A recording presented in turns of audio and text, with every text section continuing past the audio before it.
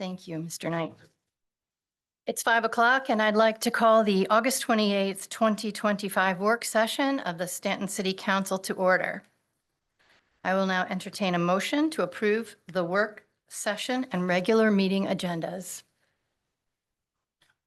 Madam Mayor, I move first to approve John Blair as the acting city clerk for the August 28th, 2025 Staunton City Council work session and regular meeting. Thank you, Councilor Overholtzer. Do I have a second? Second. Thank you. Is there any discussion? Mr. Blair, would you please call the roll? Mr. Shepherd, Aye. Mr. Campbell, Aye. Mr. Overholtzer, Aye. Ms. Park, Aye. Vice Mayor Arrowood, Aye. Mayor Edwards. Aye. Thank you. And thank you, Councilor Overholtzer, for sitting me up straight. Now I will entertain a motion to approve the work session and regular meeting agendas, please. Madam Mayor, I move to approve the work session and regular meeting agendas as presented. Thank you, Vice Mayor. Is there a second? I second. Thank you. Any discussion? Mr. Blair, would you please call the roll? Sure. Ms. Park, Aye. Mr. Campbell, Aye. Mr. Shepherd, Aye. Mr. Overholtzer, Aye. Vice Mayor Arrowood, Aye. Mayor Edwards. Aye. Thank you very much. Moving on to our first item of discussion, Staunton Public Library's annual report for 2024-2025. Ms. Beauregard. Yes, I'd like to introduce Sarah Scribus, our library director, who will present her annual report to you this evening. Good evening, Ms. Scrobus, and welcome. Thank you, Madam Mayor and Council. Thank you for this opportunity to update you on the past fiscal year's activities for Staunton Public Library. I'll present an overview of our usage statistics and glimpse into our services from July 1st, 2024 through July 30th, 2025. We've had another really rewarding and busy year, though overall we've hit a little bit of a plateau after seeing several years of great rebounding, increased use post-pandemic. I think that's to be expected. We're leveling out, and I think we're just figuring out what that new normal looks like for us in terms of regular services, so to speak. This year, we signed up almost 2,100 new library cards, which comes out to just over 6 new accounts per day. We completed our data cleanup for the year and had over 16,000 card holders registered at Staunton Public Library. As a reminder, when you sign up for a card, it's good for the Valley Library system. So we do draw card holders from the county and the city, and sometimes Waynesboro as well. And those cards are valid to use at all of the Valley Library locations in Augusta County, Waynesboro, and of course here in Staunton. We saw over 154,000 people come through our doors this past fiscal year. That's over 450 people on average per day, or on average about 46 people per hour. And lately, if you drive by the library in the morning, you may see that we have people lined up on the stairs and at the door before we even open. We're the only library in the area to open at 9 a.m., as early as 9 a.m. We're the only library to stay open as late as 9 p.m. And we're the only library in the area with Sunday hours. And we're about to resume Sunday hours September 7th, so coming up soon. So I hope this community realizes that the level of staffing that the city funds means that we are regionally unique in being able to offer extensive building access to the public. I'm really pleased to say that our circulation was up 4% over last year. I'm even more excited to say that if you count our automated renewals, which if you're a library user, chances are you've gotten one of those emails that says it's your lucky day, your item renewed. That's automatic. We haven't been able to report those to the state before, but this year we're going to get to. So it's going to look like our stats skyrocket. If we include that in with this number here, we'd be at 460,000 circulations. Where we are plateauing, you can see, is our physical circulation. It's up just 0.3% over last year. You can see the breakdown of our total circulation to the right in that pie chart. Digital makes up 25 and the rest is all physical items. That pie chart remains pretty consistent from year to year. There's a few swings percentage-wise per category, but it's generally similar to this from year to year. I think, and I don't have firm data to analyze about this yet, but we might be bucking the trend for libraries on this stat. From what I've seen and heard from other libraries, some are not seeing an increase in physical circulation, and some are actually seeing it go down. I've been looking at the Valley Library's stats for the calendar year, and in terms of like initial checkouts, books or DVDs or something leaving the building, they're down across the board, except for here in Staunton. So that's great news for us. And in case anyone was wondering, these are the top hottest books of the year last year. Big names that are perpetually popular at the library. In terms of digital circulation, it is up 15% over last year and makes up that 25% of our usage that I mentioned. And this growth is despite the changes we made to Hoopla, one of our digital collections earlier this year. Right around January, February, we had to make some difficult decisions to reduce our community's use of this particular resource. Hoopla, unlike other services, is a pay-per-use pricing model. So fortunately, unfortunately, it got so popular that we realized we were going to exceed our annual budget allocation for this particular resource by about the midpoint in the year. So we made the choice to reduce monthly checkouts from 4 to 3. We lowered the cap on the per circulation price that we were willing to pay. And I think it's put us in much more manageable fiscal territory with Hoopla. And I think that people are still getting their digital library needs met. Nationally, digital circulation makes up about 45% of library circulation, so we haven't even come close to meeting that benchmark. Even though we've seen huge growth in the past 5 years, it's actually more than doubled since 2020. The vast majority of digital circulation is the audiobook segment, which you can see exceeds 50% of circulation. And we always thought that movies and TV would be one of the bigger draws. But you can see they're just make up a small part. And the other two shares that are too small to get labeled are comics and music on Hoopla as well. So I'm no stranger to council members. You know, I'm sure you've heard me talk about the importance of connections and community before. You might be sick of hearing me talk about that, but it's really at the heart of what we do at the library. And a big part of that is through events. Despite intentionally scaling back our programming because we had anticipated that one of our full-time librarians would be out on extended parental leave, we still managed to host 678 programs like book talk, book clubs, story times, after school programs, the Friends of the Library lunch programs, lectures, and more. That averages out to 56 events per month. And it also includes the 125 plus outreach events that we do, which includes visits to local child care centers, classes, and community events like Pride and the African American and Multicultural Festival. We firmly believe the value of what our organization offers, and we try to get out as much as possible to spread the word about what a library card can do for you. Over the course of the year, we also partnered with over 30 local and very generous business partners to sponsor things like prizes for the summer reading program and to attend and participate in our unconventional career fair. And we worked with over 24 other community partners throughout the year. Some key accomplishments this year. One was the reorganization of our summer reading program. We looked at what other libraries were doing and assessed how we could make it easier to participate. So we wanted to encourage more residents to read for pleasure over the summer. And that's for all ages. Streamlining the program increased registration 46% over last summer, and participants logged about 9,000 hours of reading between June and July. 375 kids and teens signed up, and 323 adults registered.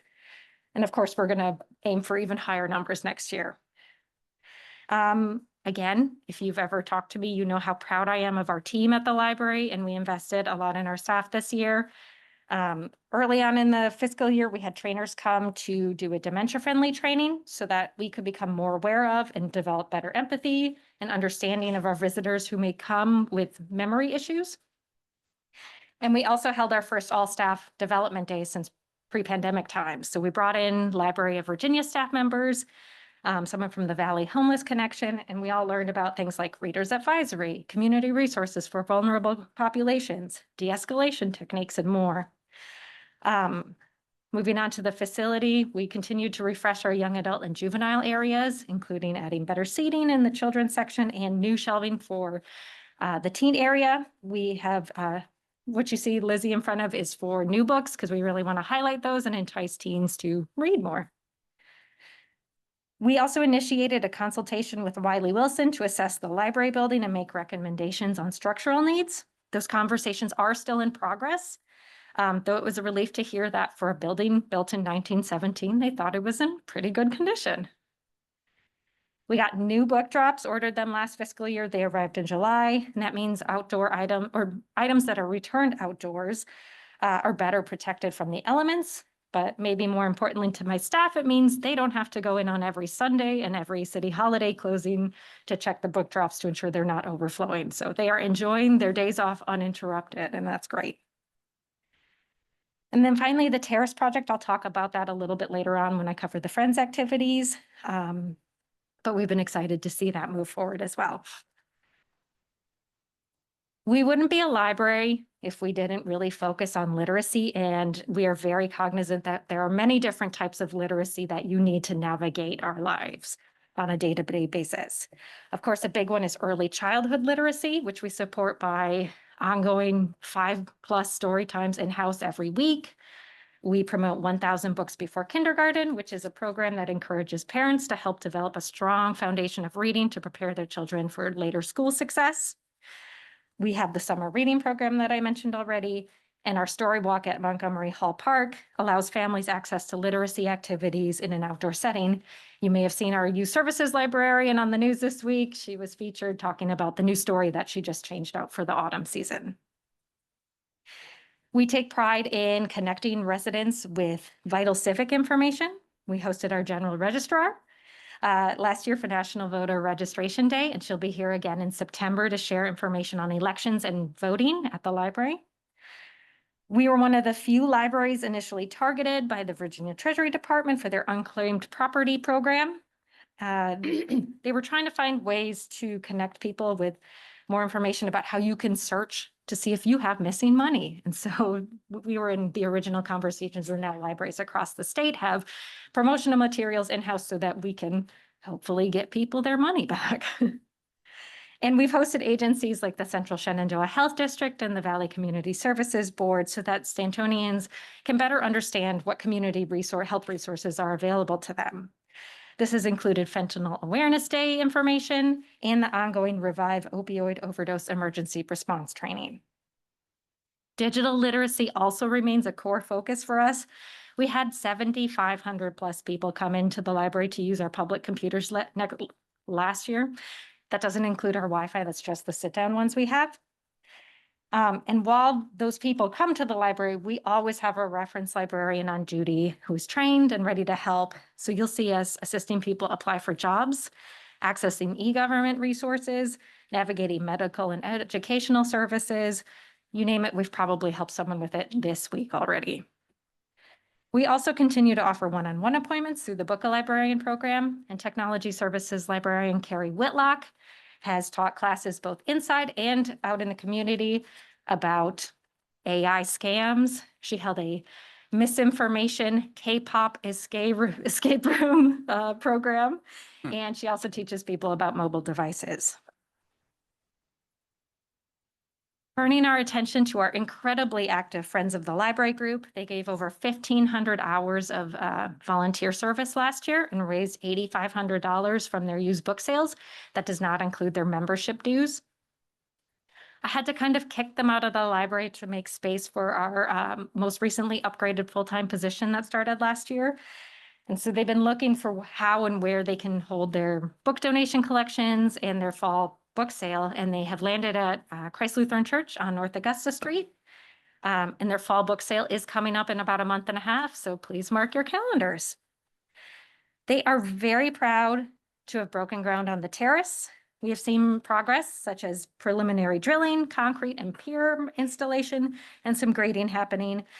But like all construction projects, I worked in construction for 2 years, so I know this firsthand. Nothing goes as planned, and there's always a little bit of a delay. So right now, because of the way the foundations were poured and installed, they're having to renegotiate and reconcile the designs with what's actually in the ground. So it's taking some time to figure out how to adjust that. They have some great companies that are working on their behalf. So I'm hopeful that we'll hear an update soon and see progress again in that construction area relatively shortly. And then on a side note, just this week, I learned that the Friends application for the Adopt a Spot program was approved. So I'm so humbled and thrilled that they're willing to give even more of their time and their energy to not just the library, but the community. And they're going to be responsible, I think, for the area right around the library at the corner of Churchill and Augusta. So that'll be really exciting to watch develop over the next few months as they lean into that project. I always have to brag about our sister organization, the Talking Book Center, and they had an incredible year. They had a 31% growth in circulation.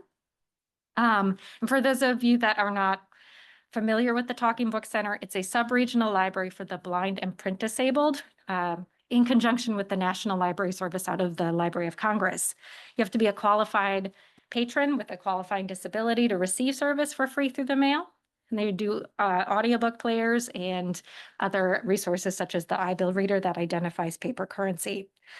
The National Library Service has let go some of their support services to sub-regionals. And so people like Ilea and Jen who run our local one have to pick up where they left off.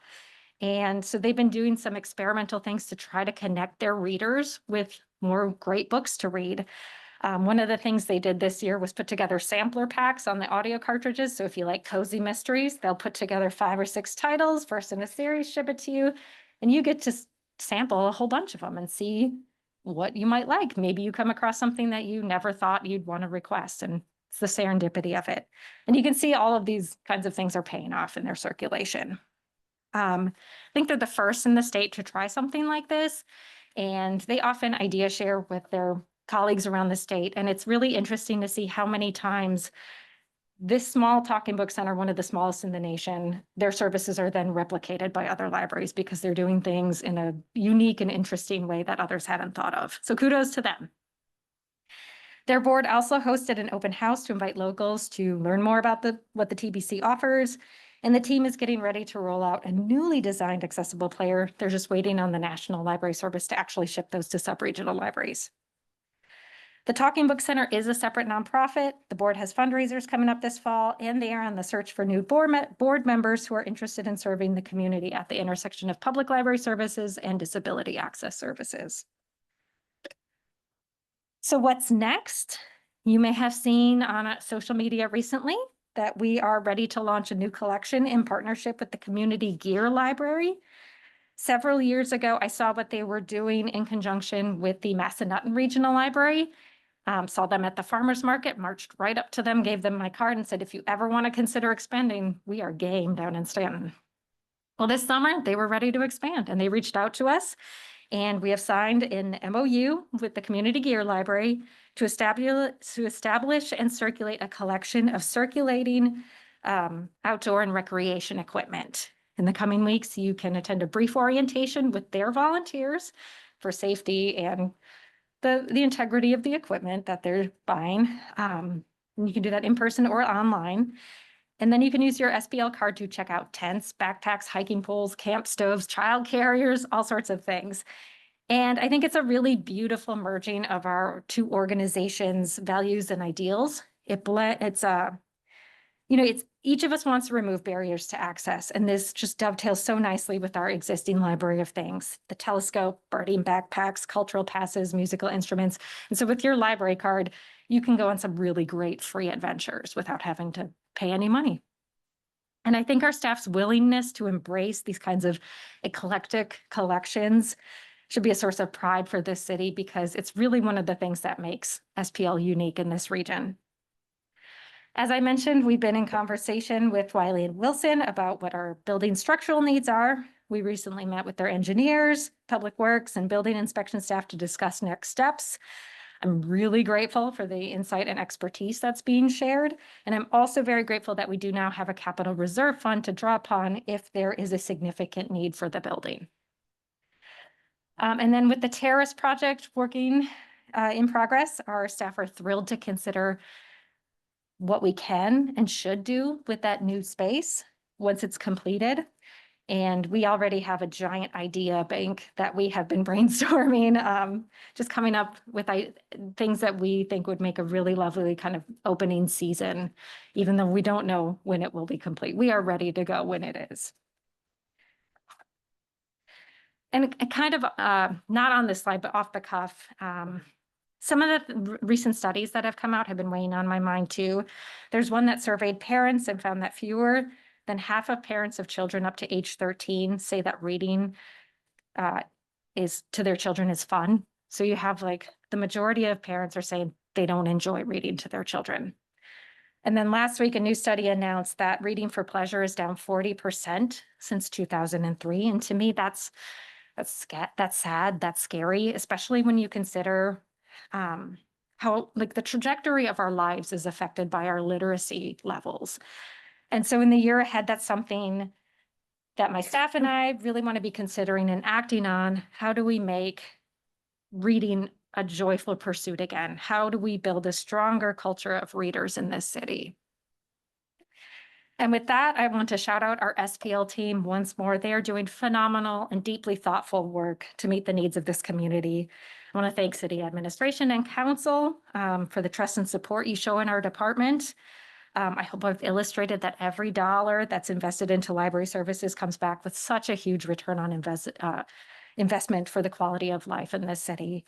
And at this time, I'm happy to answer questions if you have any for me tonight. Ms. Scrub, was that 31% rise for the Talking Book Center, is that, you think, picking up the slack for other programs? I think they're just trying new things to connect their readers, like I mentioned.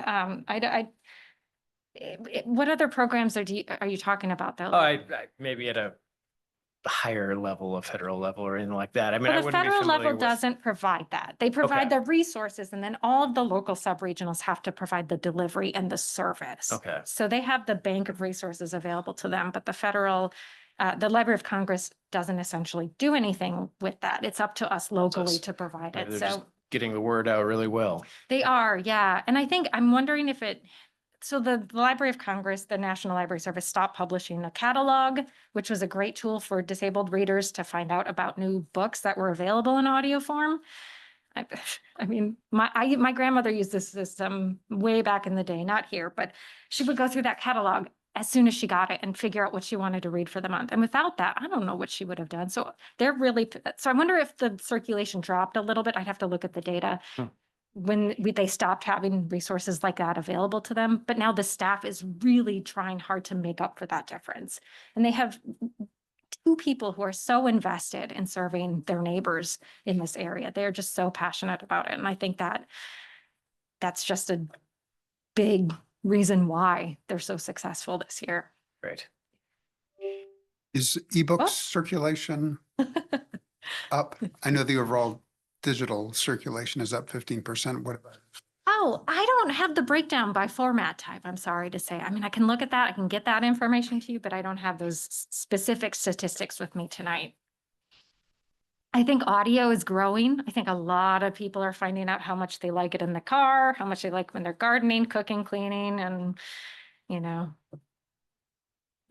It's impressive that you're holding level on the physical circulation. I agree, I yeah. just read something that nationally it's down significantly. Oh, okay, yeah.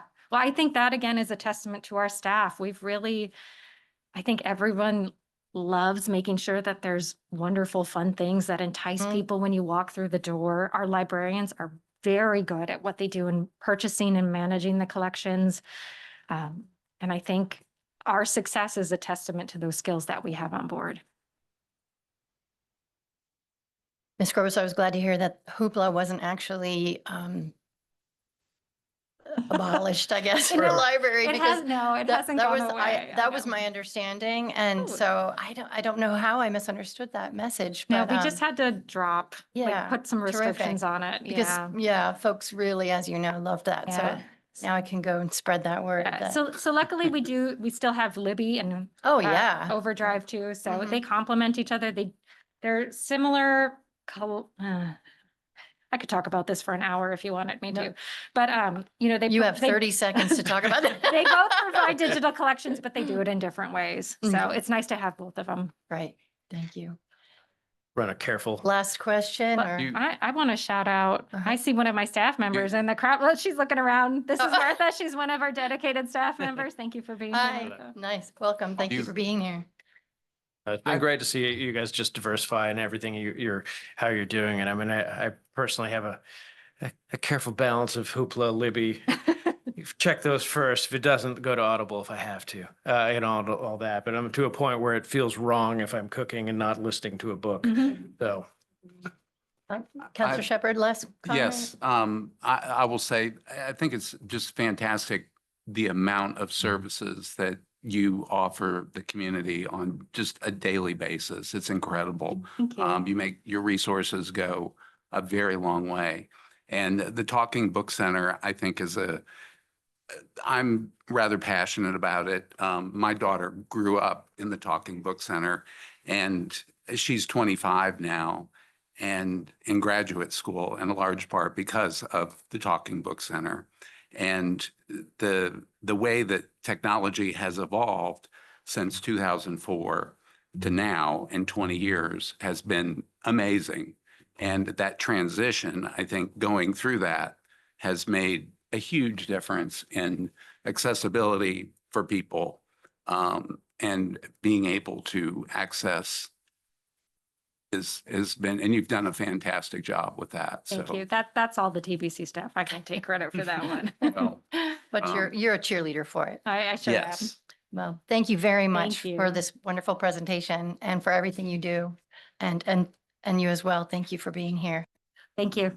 Night. Thank you, Ms. Grover. Moving on to item 3, a report on events and response to the water main break and boil water advisory of August 14th to the 18th in 2025. Ms. Beauregard? So we have Mr. Irvin, Public Works Director, who is dressed up tonight. Yeah. And I did not I recognize didn't him really at recognize. first, I But didn't. as I told him, he cleans Thought up he was real somebody's good. dad. Yeah, so everybody remembers it's recent past, 2 weeks ago, the water main break and boil water advisory that we endured throughout a weekend a few weeks ago. Staff has met a lot about this event, of course, during the event, after the event.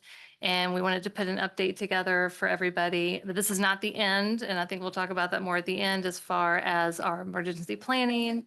So we've had some great discussions about what do we need to do next? What are some action steps? So, but Mr. Irvin is going to go over the event of that weekend this evening and then answer any questions you have as well. Great. Thank you so much. Good evening, Mr. Irvin. Good evening, Mayor Edwards and Vice Mayor Arrowood and Council. Good to see you all again. As Leslie mentioned, I do have a presentation about the water main break, our response to it, and the subsequent events and aftermath of it. There are only 12 slides with this presentation, but they are packed. They are jam-packed. And I will try to get through it as quickly as I can. I will feature a lot of highlights, key elements, and even some details. But in order for me to get through it, if you could hold your questions Sure. to the end, that would be great. So just grab a hold of something, hold on tight, and we'll start. Thursday nightmare. I didn't say that out loud, did I? All right, Thursday night, August 14th is when all this began. It would be great if we could predict breaks like this. We can't, but in retrospect, I am placing the probable time of the actual break at about 8:35 p.m. Thursday night. That is based on SCADA data up at our water plant. And SCADA is the supervisory control and data acquisition system that we have. Normally it's set to a screen to start flashing alarms and issues. Everything started out normal. And I had to go back into some of the recorded information, the trends that we have to select that particular time. That was the first indications, but of course we don't have the flashing lights that say, Houston, we have a problem. Fortunately for us, there was a very observant citizen living on Stalker Street. They were the first ones to call. They did not call Public Works. They went straight to dispatch. And that call was received by dispatch at 8:48 p.m. And our Stanton's finest, some of who are here today, was Stanton Fire. They responded very quickly, got out to the site, confirmed the break, notified dispatch, who in turn notified us at Public Works. That was at 8:57. Call goes out from our water plant to our crews, our on-call personnel. And they started coming in at 9:11 p.m. I'm not even sure if all of them were all the way dressed, but they got there. And those are the first few of the on-call folks. Now, knowing that something major was happening, the word went out to the rest of our on-call folks and others to come in. But the initial guys that showed up, they didn't wait around for the other guys to show up. They hightailed it out to the break site, and they arrived at that just 4 minutes after clocking in at 9:15. So what did they find? Well, the picture to the right, that's what they found. It basically turned a creek to where none had prior existed. That is a 16-inch water main. We have two major transmission lines, 16-inch water mains that leave our water plant to distribute the water out to our citizens. One of those broke, and that in itself created a little bit of an issue. The two 16-inch mains at this location, it's in a wooded easement up behind Stalker Street. Looking at that, we don't know which one is broke. We had to figure that out as we went along. That 16-inch main, those two transmission mains are the largest pipes in our distribution system. So this was a major event. Meanwhile, while the crews are out there assessing the situation, checking their maps, back at the water plant, this was the Houston, we have a problem moment. Our water plant was discharging, putting out water at a rate of 16 million gallons per day, when normally an average day is 4 million gallons a day. And even at this time at night, on a Thursday night, it's probably closer to 3.5 million gallons at that point. So considerable amount of flow. Our crews left the break site, having looked at the maps, and went out to start turning valves pretty much right away. And the main thing I wanted to illustrate with this particular slide is all that happened in less than an hour from the time of the actual break, not the time that we were notified, but the time of the actual break to our crews were out there turning valves. Let's move on to early Friday morning. So while crews are out there, some of our other public works staff, including myself, Utilities Superintendent Seth Hoyleman, Water Plant Supervisor Montana Welcher, we are back and we start the other phone calls, and that's the outreach to a lot of the stakeholders and regulatory agencies. Calls to city schools, calls to Augusta County, Augusta Water, and their emergency operations number. Calls throughout the night back and forth with our local regulator, the Lexington office of VDH. And I'm going to jump to bullet number 2, notified VDH of break within 40 minutes. There was a new law that went into effect of July 1 of this year. It resulted from the water incident down in Richmond, that any major water issue such as this, you have to report within 2 hours. And so we did within 40 minutes. Well, when you do that, VDH in turn calls Department of Emergency Management, and next thing you know, they're calling us.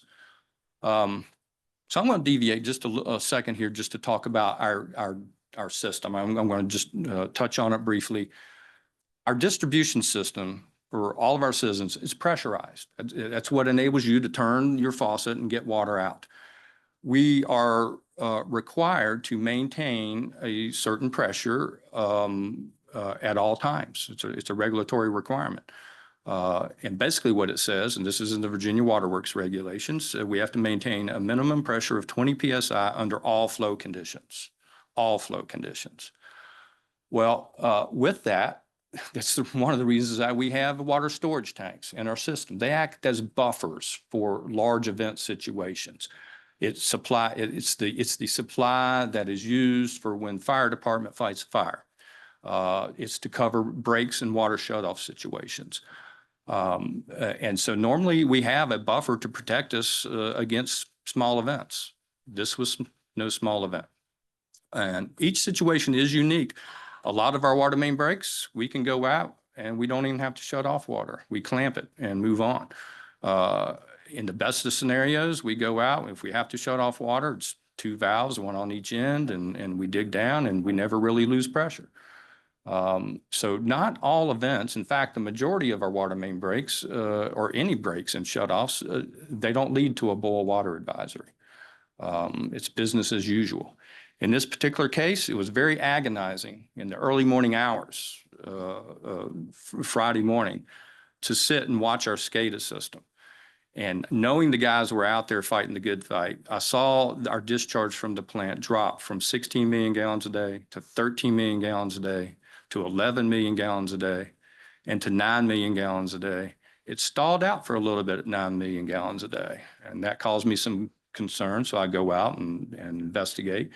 But it's agonizing knowing that our pressure is dropping, our tank levels are dropping. It's just probably going to not end well for us. And it's probably going to lead to a boil water advisory. So as those pressures dropped in our system, losing the pressure in our higher elevations first, sure enough, by Friday morning, we knew that we were headed towards a boil water advisory. In the meantime, we had set up an incident command center. Again, thanks to the fire department, we use Fire Station 1. And while the crews had started to achieved shut off and had started to repair, and they were actually able to repair the broken pipe early Friday morning. So at the incident command center, it's obvious we were headed towards a boil water advisory. So it was issued and it was communicated out, and thanks to Josh and Jason with our Everbridge system, it was communicated out on multiple communication channels, several of which are listed there. Press releases, city website, the city banner, Facebook, Instagram, you name it, we were communicating that out. In the meantime, at the Incident Command Center, Gene Stewart, we were fortunate enough to have Gene Stewart with DEM. He lives fairly locally. He lives in McGaheysville. He came down and discussion ensued. What do we do? We're issuing a citywide boil water notice. We need to take some action and get water to our citizens. So thus was born our water distribution plan. While that was being put together, since we had repaired the leak, the water pressure was starting to restore, the system was heading back in the right direction. That enabled us to also commence with the required testing, sampling and testing, and I will get to that in a moment. So I'm going to talk about our water distribution efforts. We established 3 sites initially, Bessie Weller, the high school, and Gypsy Hill Park. And with this, what I have to mention is the community support. What a great community we live in. And it's not just the 25,000 citizens here in Staunton. It's those beyond. So we developed this water distribution plan. Where do we get the water? Our great neighbors, the Walmart Distribution Center up in Mount Crawford, Molson Coors down in Elkton, Half Transfer up in Weir's Cave. It all started to come together. Get the water here to these 3 sites. We'll start distributing. Well, who's going to distribute it? A plethora of volunteers, community, civic organizations. We had high school students. School closed for the day, but they stayed busy. Yeah. Even yourselves. Thanks to you all for coming out and manning those sites. Quantity limits, third bullet item down. That might be a sort of a misnomer. We did limit the quantities that people could get, but not really. It was really unlimited quantities that if a person came up and said, yeah, my elderly parents live across town, they can't make it here, fine, here, take 2, take 3. Us being good stewards for our citizens. At one point, water supplies started to diminish at the Bessie Weller and high school sites. Not drastically, but enough. And there was some logistic issues. When you're having water delivered, it got a little confusing. Delivered, what site am I going to? So the decision was made to consolidate down at the centrally located Gypsy Hill Park location. All right, let's go back to the events, the weekend. So we had basically restored normal water pressure basically everywhere by Saturday morning. Everyone had water. Yes, you had to boil it, but everyone had water. Now comes the waiting game. We have to sample this. This is a regulatory requirement. We have to take 2 rounds of samples, 2 samples per pressure zone. We have 10 pressure zones and 2 rounds of samples. Those samples, and in the picture to the right, that's Montana Welcher, our water plant supervisor out there actually doing the sampling. We have to follow certain procedures. There's 2 tests that we do. One is chlorine residual. Chlorine is our disinfectant. That's a test that you can do immediately, and that's the far right picture. We're testing for the chlorine residual. We get chlorine results right away. The good news there, they were all great. They were all within range, in line. That was a great indicator. Great indicator. The bacteria is the second sample. Now for that's where the waiting game comes in. We have to take an initial sample and then a follow-up sample. The issue is that those samples have to be taken 16 hours apart. That's not even the biggest part of the issue. The issue is when those samples are taken, we have to return them to our lab at the water plant, and they have to be incubated 24 hours before we can even test them. So that's 2 rounds of sampling. That's basically 48 hours of waiting. So with that, the boil water notice continued. And we kept giving thanks to Josh and Jason with their updates, tried to keep everyone informed of that. And throughout the weekend, the water distribution at Gypsy Hill continued.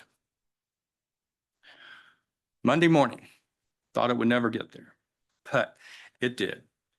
We finally got the last round of the bacteria results early Monday morning, and we were all clear.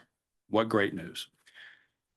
And what to take away from this is that no bacteria was detected across all 40 samples, and the chlorine residuals in all 40 samples were all great. So now we're able to lift the boil water advisory, and we did at 10:35. And the final communication push included some flushing instructions, again, on all the media that we had put out before. And the most important thing is probably the last bullet. At no time did we find any indication of any contamination. A lot of folks like a lot of numbers. Sarah just presented a heck of a lot of numbers, encouraging numbers, good numbers. I put together, or we put together some numbers ourselves. For the water shutoff, it wasn't an easy shutoff. We're not talking one below the break and one above the break. These are our transmission lines with a lot of sidelines tied in. We ended up having to turn 16 valves, okay? And that's over hill and dale to do that. Well, it's more than just that. When you're closing a valve, it's not like shutting a door. You have to go low and slow. And with that, a 12-inch valve, for instance, takes 36 turns to get it closed or open. So I counted up with all the valves that we closed, it resulted in 600 turns with our valve keys at about this speed. And you have to do it slow so you don't create other problems elsewhere. You don't want to introduce a water hammer or anything like that. Some numbers for our water distribution: bottled and canned water, 3 sites, 5 trailer loads, over 100,000 bottles of water, nearly 5,000 gallon jugs of water, and over 16,000 cans.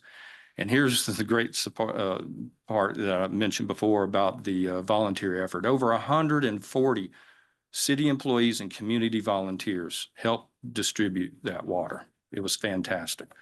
The communication, Josh was busy. 41 messages across 6 platforms in 4 days. And with Jason Ball and his expertise with our Everbridge, that's the software of our Staunton alert messaging system, one of the neat, for me, unexpected outcomes of this, 900 new subscribers. We want everybody to subscribe. It's an opt-in type of situation, like a reverse 911 that's an opt-in. And with those 900 new subscribers, that brings us up to about 3,500 for the city total. Here's another number, and that is the duration of the incident. 86 hours from the time it broke to the time we lifted the boil water advisory. So subtract out the 48 hours of waiting game, it's a day and a half. Subtract out the time of having to turn those valves very slowly. Our guys, they actually did the repair in 4 hours. Amazing. We had to chop out a 10-foot section of pipe and 2 sleeves. It was amazing. Take a moment to talk about our infrastructure and some of the regs, and adds a little historical context. Your predecessors, City Hall's predecessors, my predecessors, years ago, there was a study done that said, Staunton, you need to do something about your distribution system. The majority of our older neighborhoods were served by 1.5 and 2-inch galvanized lines that were old. So a program was born, and that's the FY Waterline Replacement Program. It began in the 1990s, and it's continued thanks to your all's support to this day. We get an annual stipend to go out and replace undersized, leaky lines, areas where there's no fire protection, things like that. This year's, which are FY Waterline projects, which are in design, include Page Pierce, West Wayne, and North Madison. Outside of that program, we also do particular projects, and one on the books right now, again, under design, is the Richmond Avenue Waterline Replacement Project. It's 2 phases. I'm not sure if I'm pretty sure that the numbers up there, the 9,600 linear feet in the over 5 years, that includes both phases. But it'll be done in 2 phases. So some of the questions I was asked, and I was asked many, one is, has this ever happened before? In no one's memory at Public Works has a boil water advisory ever been issued. And that includes over 30 some years. Have we had anything similar like this? Yes, we have, in 2007. I was not with the city, but I was more than familiar with the incident. It was known as the Cherry Hill incident. I came on board in 2010, and we were still dealing with some of the aftermath of that incident. Now with that, it was the 16-inch transmission main that broke. At that particular time, it took over 12 hours to shut off water. It was major. Water loss, I don't really have numbers to really compare, but I imagine it was similar to this event.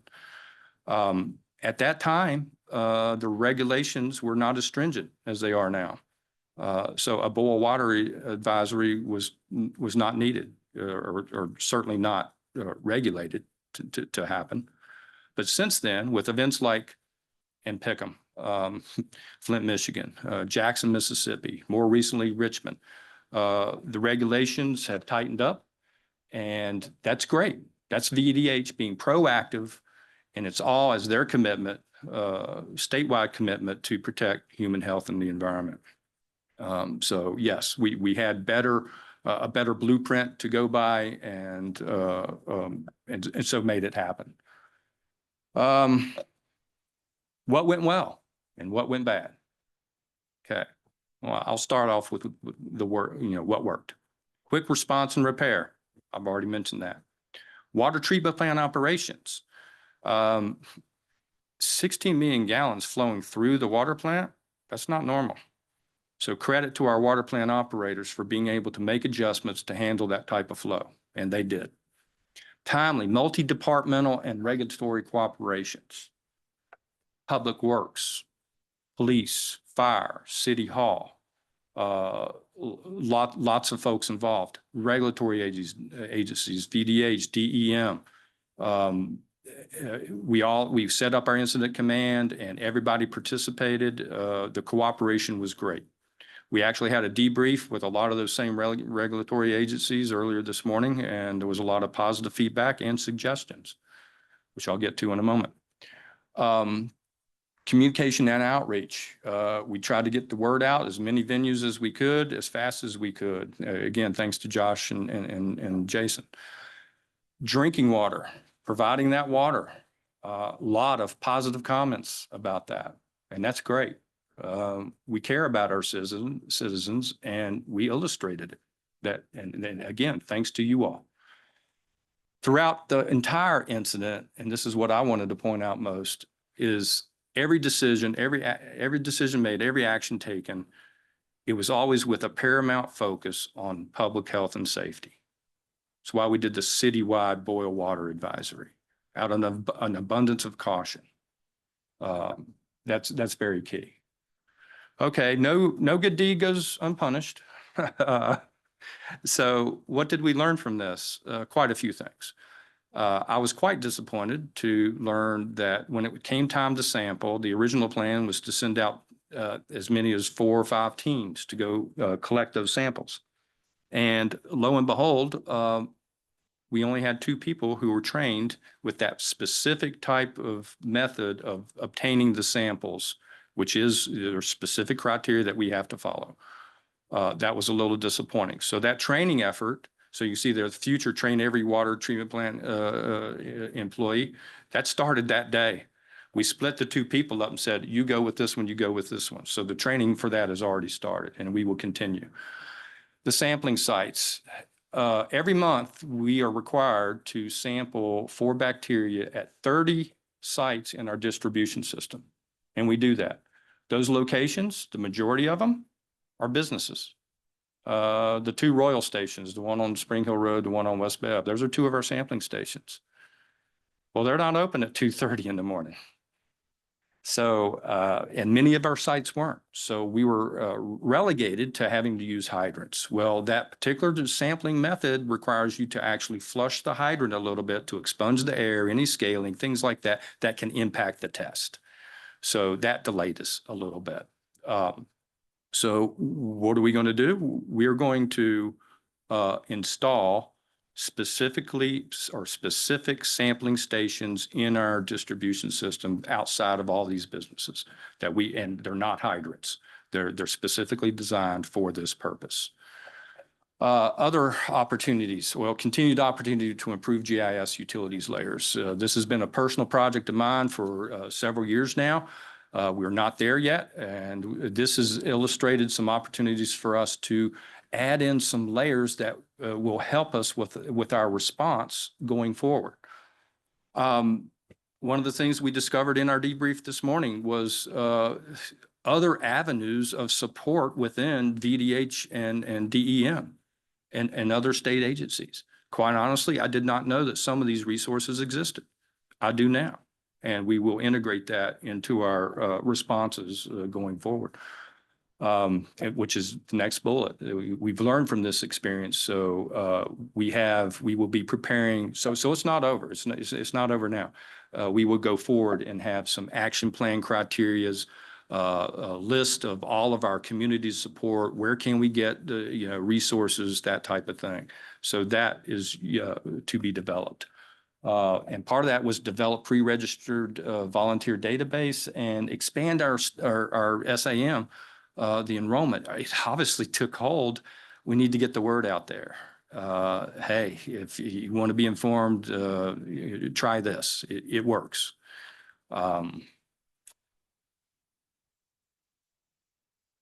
And my quote is missing. Nope. Here we go. Okay, so I'll end it with a quote. Benjamin Franklin. When the well is dry, we know the worth of water. And that's our Public Works First Responder emblem. And thank you, and I'll open it up for questions. Thank you, Mr. Irvin. Yes, ma'am. Questions or comments from members of council? Thanks for the really thorough report. It was very helpful. including the lessons I brought a learned. stopwatch with me this time to kind of keep me on track. Yeah. My question is Yes. why it happened? And do we have any reason to believe that based on the type of pipe this was and the age of the pipe, that this could happen elsewhere in our system? Short answer to the first question is, we don't know. Do not know what causes break. And that's, a lot of breaks we can diagnose a little bit because there's pipe left to diagnose. This break was so large, it blew the top off of the pipe and it self-excavated around, the pipe was totally exposed. So we couldn't tell if it was sitting on a rock or anything like that. And I could speculate till the cows come home as far as what could have caused this. And the potential causes are many. And the bottom line is we aren't going to be able to determine that. The pipe is old. Even if you were to ask me how old, I do not know. Our first appearance of the map is in the 1958 water system maps. So I know it predated that. My estimate is 1940s vintage pipe. It is cast iron. Cast iron, the modern pipes we use now are ductile iron. Ductile has a little bit more flexibility, a little bit more give than cast. Cast is brittle. When it breaks, it breaks. It usually explodes, fractures, shatters. So combination of old pipe, cast iron pipe, yes, it breaks. I illustrated earlier in the presentation the 2007 incident that also was cast iron pipe. But that was also 18 years ago. It's uncommon for us to have any breaks on our larger transmission lines. That doesn't mean that we have to do or shouldn't be doing some proactive things going forward. And we will certainly take it into account. I mentioned the FY waterline projects. I already have $7 million worth of backlog to replace all those little tiny undersized lines without fire protection in some of our older neighborhoods. We have a good inventory of how much of this type of line there is still in the system, this cast iron 1940s vintage. All of our major stuff? transmission lines, because we have the two 16s, but there's also some 14s and a couple of 12s. And is it part of the replacement schedule? Is it Not included in- currently. It's not. So it wasn't a blinking red light or anything on this line? No blinking red. Right, I mean, by Yeah. that, I mean, like it wasn't a known problem area that we were thinking, oh, no, we need to Correct. do this. So not a known problem. So the comparison of a flat tire on your car holds up. And it was an event we couldn't have anticipated on this line. Well, I've always said pipes and pumps don't last forever. Right. They really don't. As far as doing any type of preventative maintenance on something like that, there really isn't any. Yes, by age, the trade literature will tell you that cast iron pipes their useful life is 100 years. Okay.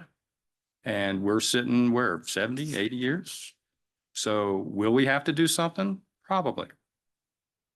What's the size of the Richmond Road project? The size of it? The size of the diameter, pipe diameter? Okay, so currently we have two mains in Richmond Ave, a 6-inch that is very old, like 1940s vintage or something like that. 1950s or 60s vintage 10-inch water main on the other side. We've had numerous breaks on both those lines over the years. So for both phases of the Richmond Avenue water line replacement project, we will be, the plan currently as designed and still it's early stages of design, but we will be installing 16-inch ductile iron pipe, probably close to the median going down Richmond Road and abandoning the 2 lines on the side. And just for economy of scale, that's less than 2 miles of that size of water line. And right now in the CIP, we have it at $13 million. So just to throw that out there.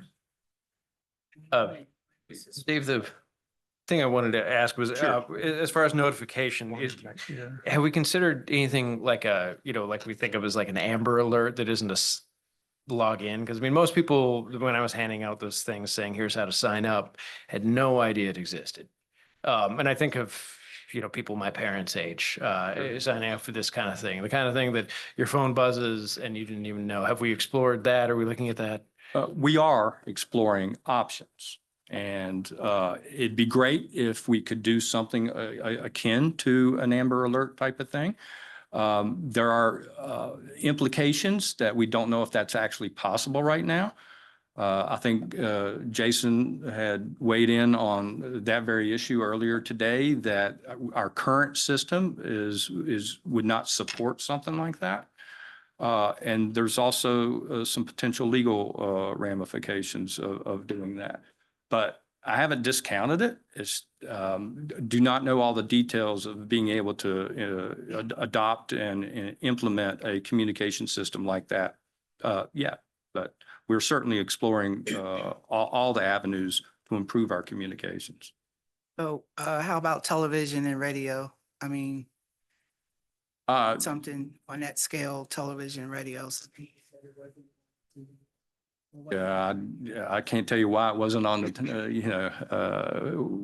why it wasn't on television or radio, but it wasn't put out in press releases that they certainly had access to. If you mentioned declining water pressure at the higher elevations, did anybody completely lose water service? Yes. Yes. For how many and for how long? Don't really have a great handle on how long. We actually completely drained one of our tanks. It was the tank on Woodley Road, completely drained, empty. But some of our smaller pressure zones, Hilltop Zone, for instance, where Amanda lives, it's a dozen houses, maybe 20, something like that. Their pressure is supplied by what we call the Hilltop Booster Station. It's a pump that pumps up. There is no storage behind that pump other than what's in our gravity system. So it's pumped up to those homes. Now with that, once we started to lose that pressure in those higher systems, we had to shut off that service, and it was to protect our pumps, to protect our infrastructure. So in fact, there's a small pressure zone at York Avenue. It's probably our smallest pressure zone. It was the last one restored, with the exception of our College Park pressure zone.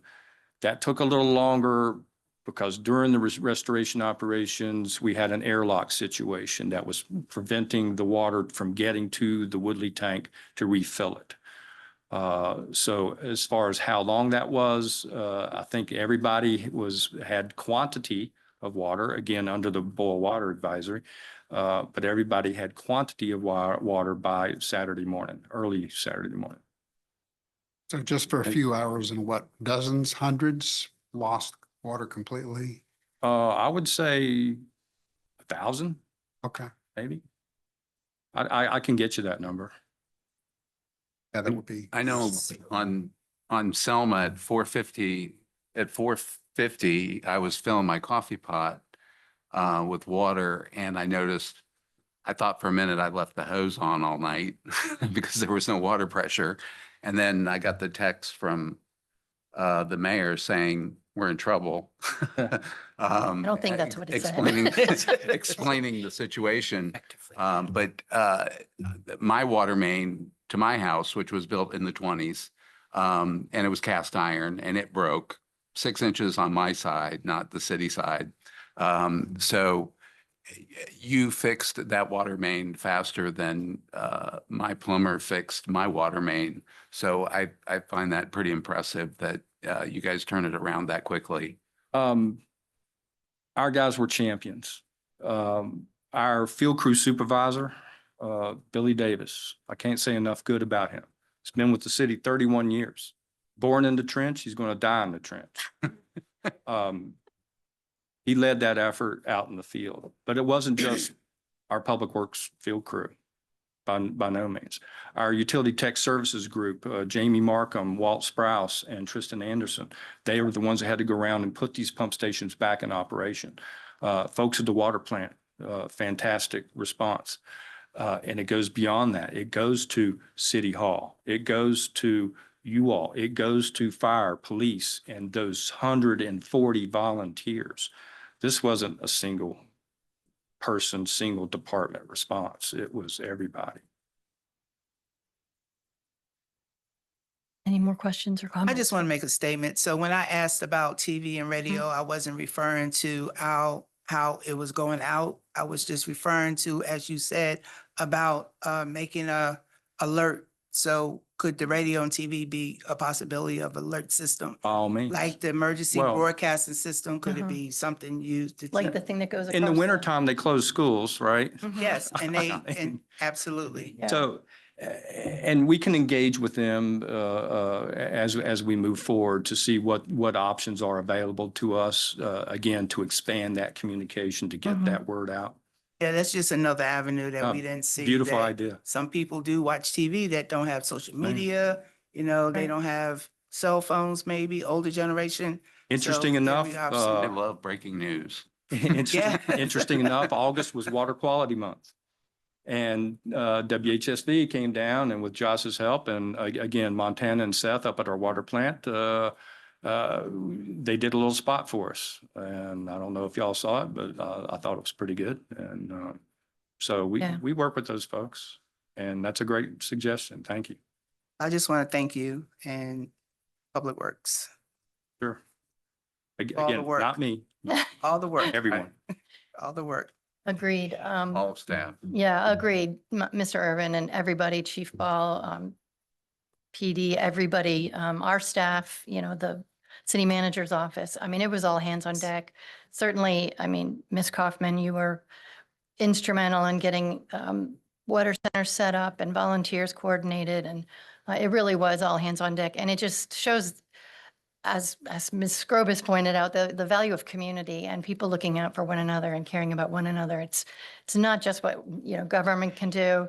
It's really what citizens can come out and do to help one another. And I think we saw that. And so it was a difficult situation, but a lot of good came out of it. And I appreciate your plans going forward. Absolutely. I Thank had you. just also mentioned, Thank you. I don't think anybody's mentioned Parks and Recreation. Yeah. Oh, in his group. absolutely, yeah. I'm so They're sorry. yeah, we had the Right. Gypsy Hill Park served as the water distribution. The main one ended up being the principal one for the last day and a half. So, Right.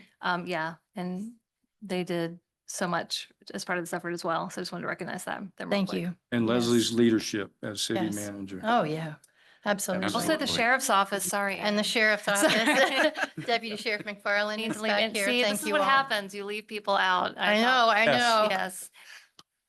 What? Schools. And the, And the oh my goodness, schools, see, I Schools. know. Yeah, I- city schools. So Earl and I his think that's where team most in- people Earl. found Yes. out Yeah. that we didn't Yes. have any water Yeah. because the schools was closed. They were Yeah. the first Thank you. This to is why I shoot need to that write out at this 6 down. o'clock in the morning. So, I was Do it at for the high kids. school handing out water there and the principal was there and we were sweating together and he was fantastic. He got on his phone and he called a bunch of students and they showed up and Oh, it yeah. was like, it was amazing. So And that schools did a sentiment was great job. shared with our debrief this Mhm, morning mhm. from our regulators, VDH. We had everybody represented in the room that Yes. was schools, park, you know, from every department. So, yeah, yeah. So thank you. And Yeah. happens. You Thank forget you. Thank people. Thank you. thank you all Dave. very much. Mm. And this presentation will be on the website tomorrow, I think, ma'am. for folks to see. So if you go on our website and search presentations to council, you'll see this information there. So it's The last item is moving into a work session, a closed session. I'll entertain a motion to enter a closed meeting. Madam Mayor, I move to enter a closed meeting for one, discussion of the disposition of publicly held real property located in the Staunton Crossing development related to transportation purposes where discussion in an open meeting would adversely affect the bargaining position or negotiating strategy of the city of Staunton pursuant to Virginia Code Section 2.2-3711A3. Number two, discussion of the performance of a specific city employee, namely the city manager, pursuant to Virginia Code Section 2.2-3711A1. And number three, discussion of the potential award of a public contract for police department equipment where discussion in an open meeting could adversely affect the bargaining position or negotiating strategy of the city of Staunton pursuant to Virginia Code Section 2.2-371A29. Thank you. Is there a second? I'll second. Counselor Woods, is there any further discussion? Mr. Blair, would you please call the roll? Ms. Woods, Aye. Mr. Overholzer, Aye. Ms. Park, Aye. Mr. Campbell, Aye. Mr. Shepherd, Aye. Vice Mayor Arrowood, Aye. Mayor Edwards. Aye.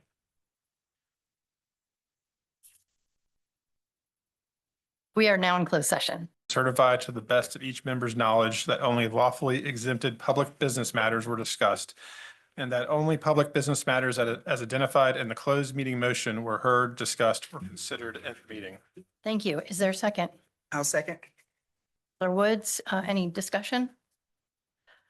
Mr. Blair, would you please call the roll? Mr. Campbell, Aye. Mr. Shepherd, Aye. Ms. Park, Aye. Woods, Aye. Mr. Overholzer, Aye. Vice Mayor Arrowood, Aye. Mayor Edwards. Aye. Carries. Well, it's 7 o'clock and I'd like to call the August 28th, 2025 regular meeting of the Staunton City Council to order. Will you please join me and in the Pledge of Allegiance? I pledge allegiance to the flag of the United States of America, To the republic for which it stands, one nation, under God, indivisible, with liberty and justice for all.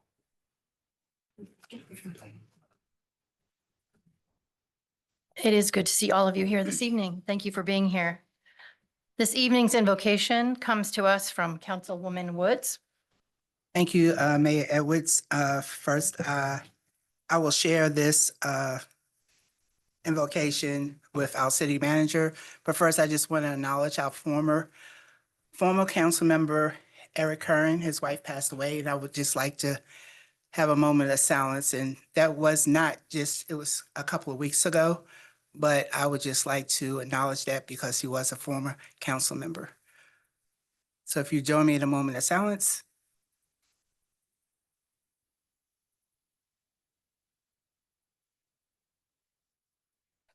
Thank you so much, Leslie Beauregard. Yes, thank you. This is unusual, but I think this is really important to say. We are deeply saddened by the tragic loss of firefighter Zach Reese, who lost his life last night in an off-duty a motor vehicle crash.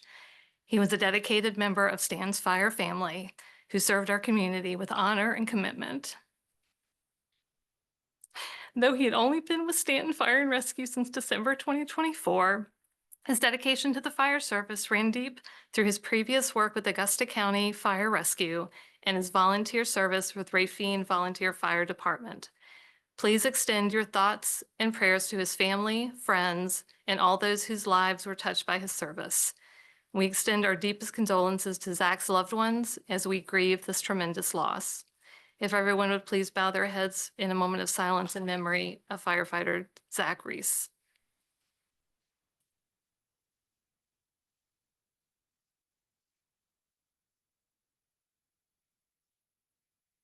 Thank you. Thank you, Ms. Beauregard, Ms. Woods. I want to just make two announcements. Although we're at the tail end of August, August is Black Business Month, and I want to share an event that is happening at the Augusta County Library this Saturday from 11 to 3, showcasing some of the Valley's Black-owned businesses. And I also want to recognize the Staunton Black Business Collective, who will be participating at the event. And I encourage residents to look at their website to find out more information.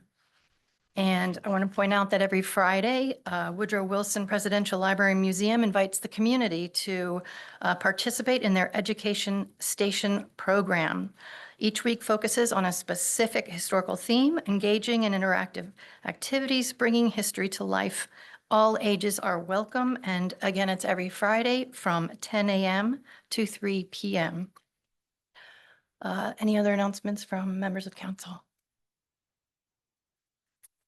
I just wanted to say that I probably, like many of you, I attended some of the concerts at the Staunton Music Festival. And I just appreciate the opportunity to have high quality arts and cultural events in this community at very reasonable prices. And just that it's an opportunity to step up and support the arts. They need our support. Arts organizations, I see the Arcadia Project is represented here. They're among the institutions that contributes to our cultural scene, and I encourage you to support them and others, High Fit Staunton Music Festival, the Blackfriars Theater. I'm just very appreciative of everything they do for the city. I had the chance to attend a meeting about the idea of creating a housing trust fund for the area. It was a sort of a newer idea for it, and something that we're definitely looking into learning more about as well too. So just another potential tool for us to use. I'll just add, it was nice to see at that event, representatives from Staunton, Augusta, and Waynesboro were all there together learning about it. Yeah, it was partially a cooperative model between different municipalities as well. It was New River Valley in particular was a leader on that.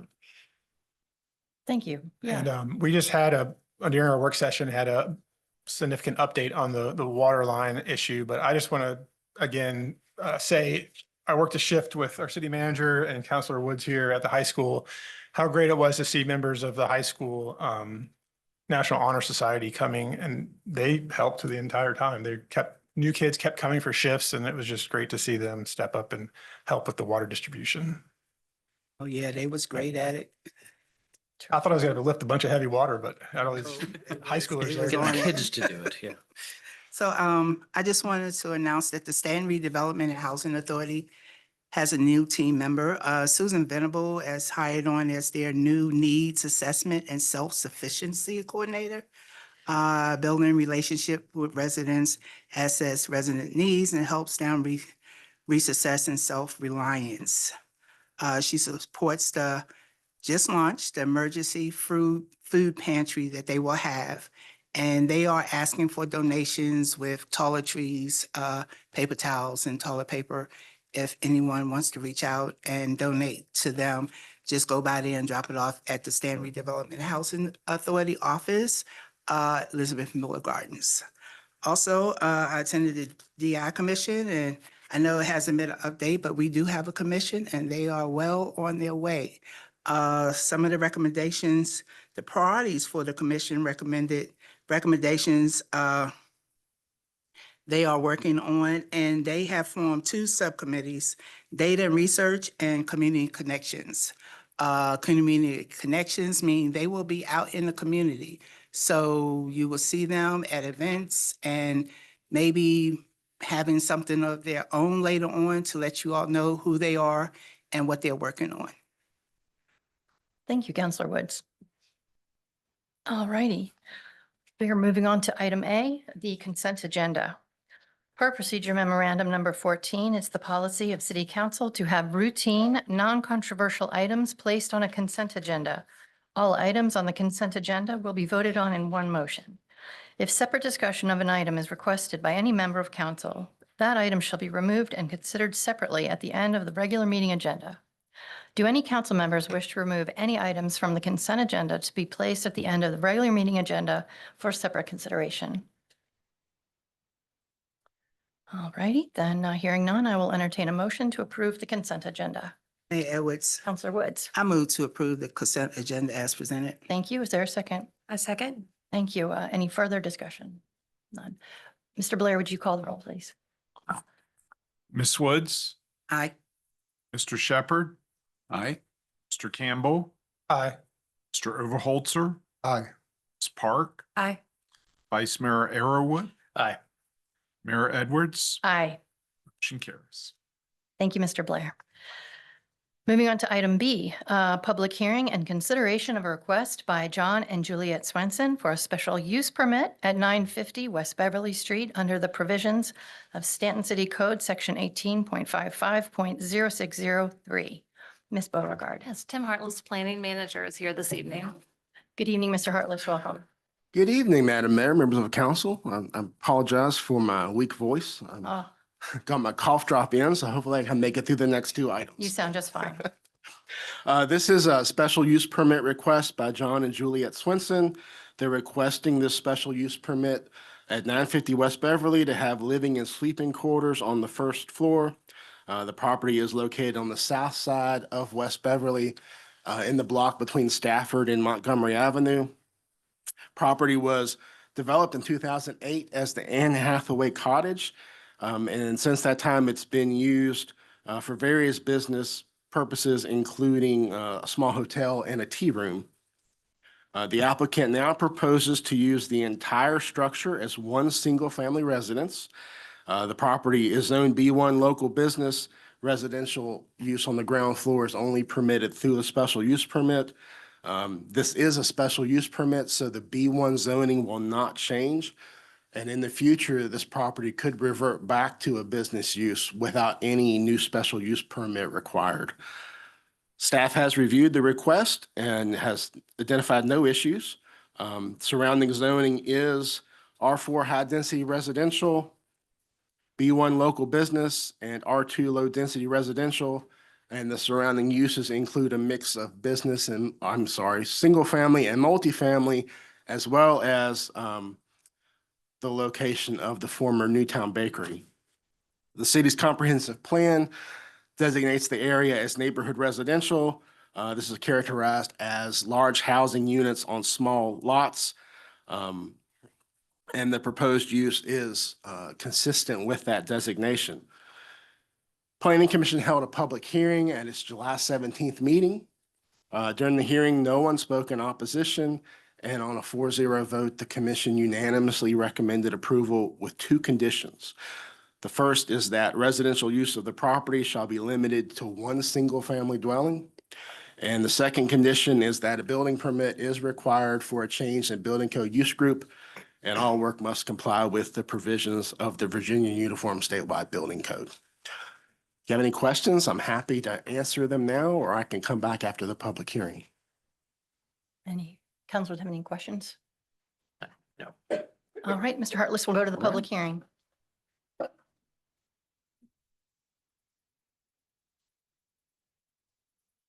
In a moment, I will open the public hearing. This is a time that council sets aside to hear from citizens about the specific topic on the agenda. We ask that you please give your name, address, and then keep your remarks at 5 minutes or less. When you reach the 5-minute time limit, I will let you know that your time has expired. For our Zoom participants, please raise your hand now if you wish to speak on this particular public hearing. If you raise your hand during the public hearing, you will also be able to raise your hand during this council meeting for other public hearings and matters of the public. And please keep your comments to 5 minutes as well. Once everyone who wishes to speak has had an opportunity, I will then close the public hearing. I will now open a public hearing. So if you wish to speak, please approach the podium. And we will alternate between, this is public hearing for 950 West Beverly. Alternate between people here and those on Zoom. Mr. Knight, is there anyone with their hands raised? No hands raised right now. Since no one is wanting to speak, the public hearing is now closed. Any more discussion? Would the applicants like to say a few words about this? I see the owners are here. If you don't want to, it's certainly not necessary, but We need to approach the podium. would you please? Yes, sir, because our Zoom, folks at yeah. home need to hear you.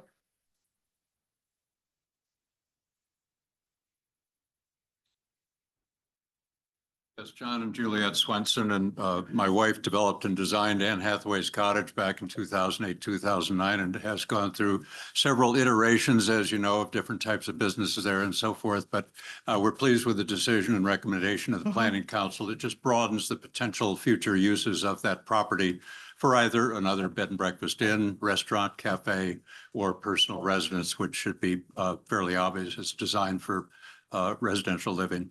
So appreciate the input from the council. Any comments, suggestions, questions? Good, thank you. Thank you, Mr. and Mrs. Swenson. Thank you. I will now entertain a motion. Madam Mayor, Counselor Park, I move that council adopt the resolution and approve the special use permit with its conditions as recommended by the Planning Commission. thank you. Is there a second? I'll second. Any further discussion? Mr. Blair, would you please call the roll? Ms. Park, Aye. Mr. Campbell, Aye. Mr. Shepherd, Aye. Mr. Overholzer, Aye. Ms. Woods, Aye. Vice Mayor Arrowood, Aye. Mayor Edwards. Aye. Motion carries. Thank you, Mr. Blair. All right, moving on to item C, a public hearing and consideration of a request by SEB MEB LLC for a special use permit at 5 East Frederick Street under the provisions of Staunton City Code, Section 18.60.0703A. Good. Welcome back, Mr. Hartless. Thank you. SEB MEB LLC, which is represented by David Bottenfield, That's. has requested a special use permit at 5 East Frederick Street for living quarters on the ground floor. The property is located on the north side of Frederick Street in the block between New Street and Augusta Street.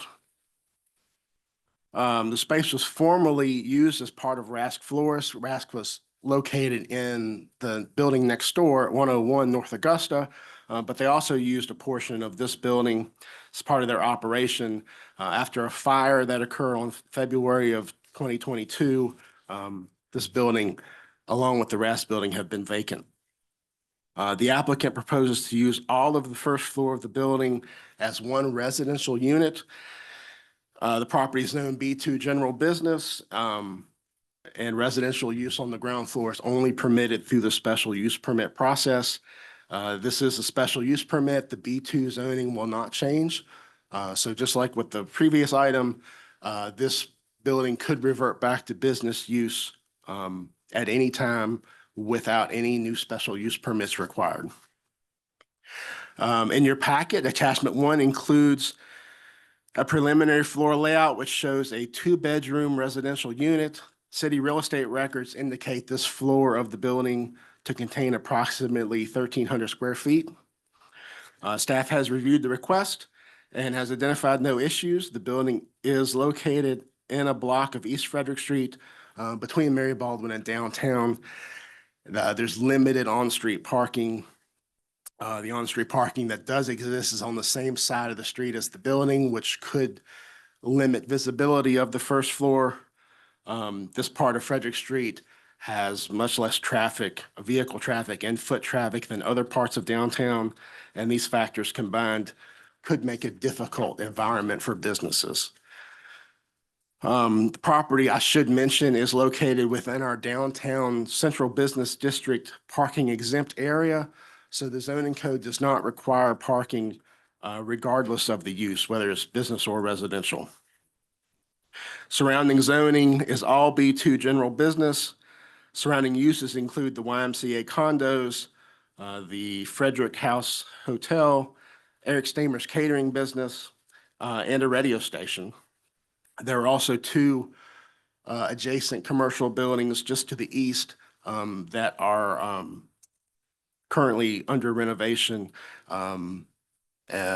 We've been in communication with the owner of those buildings, and he is working on trying to locate some businesses in those spaces. The city's comprehensive plan designates this area as neighborhood residential. This is characterized as large housing units on small lots. This designation really doesn't fit well with this block of Frederick Street, and staff recommends that this area be evaluated in the current comp plan update for a potential change in land use designation to something that's more appropriate. Given the surrounding uses with the YMCA condos and the Frederick House, as well as the limited on-street parking and pedestrian and vehicular activity, the proposed use does seem to be in character with the surrounding area. Planning Commission held a public hearing at its July 17th meeting. During the public hearing, no one spoke in opposition, and on a 4-0 vote, the commission unanimously recommended approval with 2 conditions. First is that no more than 1 residential dwelling unit is permitted on the ground floor. And the second condition is that a building permit will be required for a change in building code use group, and all work must comply with the provisions of the Virginia Uniform Statewide Building Code. And I am happy to answer any questions that you may have on this one. Well, Yeah. it's also, it reverts back as well after this. Well, not after this, but I mean, it's completely usable later as a business space. This doesn't make it permanently residential. Now, the zoning stays the same, B2. So the current owner or future owners at any time could revert back to business use. There's no special use permits or anything out of the ordinary required, just the standard zoning requirements for whatever the business is. Well, thank you, Mr. Hartless. Mr. Bottenfield, would you like to add something?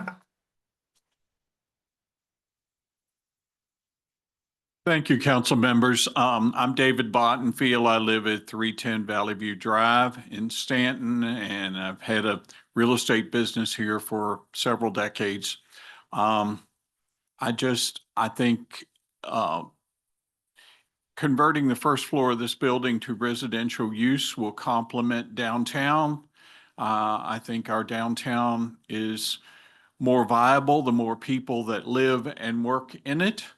And the second and third floor have long been used for residential purposes, and there's really little demand for new business space up in that area. And I think economically, it's the best use of the property. So thank you for considering that. Thank you, Mr. Bottenfield. Any questions? All righty, well, we'll open the public hearing. Thank you. Righty. I will now open the public hearing. So if you wish to speak, please approach the podium and we will alternate between individuals physically present and those that have their hands raised via the Zoom platform. Again, this public hearing is for item C only, and you're asked to speak on this topic only and limit your comments to 5 minutes. If you'd like to speak, please approach the podium. Mr. Knight, is there anybody? Yes, we have one Their hand hand raised. Caller, do you hear me, caller? Hello? Mr. Dandridge? Are you on mute, Mr. Dandridge? We can't hear you.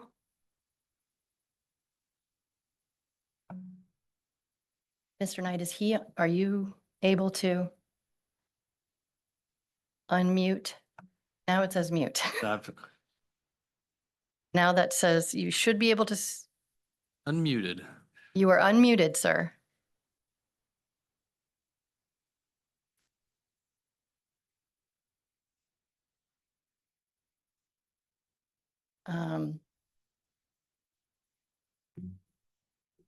Okay. If you could try again, otherwise we're going to have to go ahead and move on. I'm sorry to say that. Okay. It would go off and come back on? Yeah, Mr. Dandridge, would you like to just, I don't know, click off and then come back on?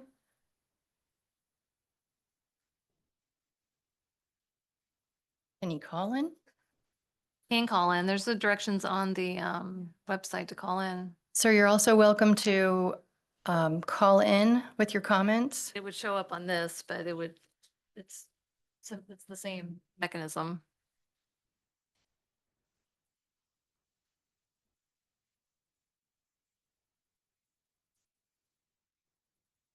there any way to click him out and then click him back in again? I don't want him to miss out on his comment, but. And now it says mute. Now it's unmuted. Sir, could you please try speaking? We're not even seeing. Okay.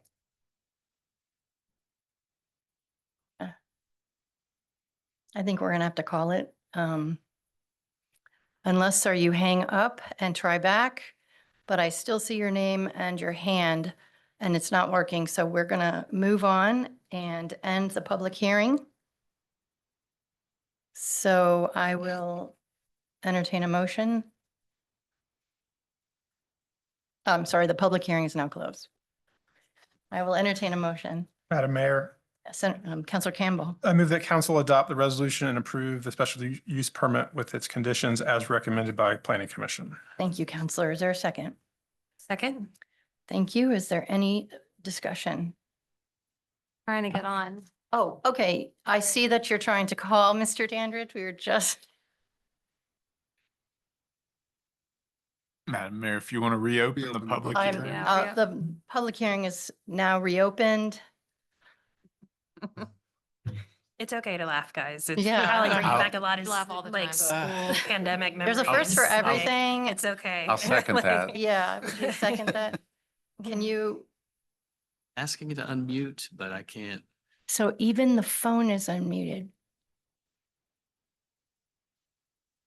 It's not us. Hearing us, but we just not hearing him. No. There must be something over here. Trying. I'm doing our best.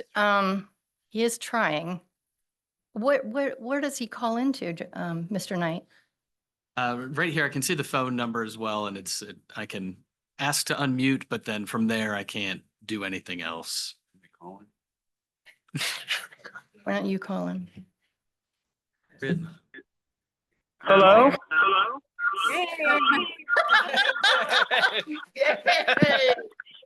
Oh, gosh, this better be good. Yeah, this better be good. Hello, good evening, caller.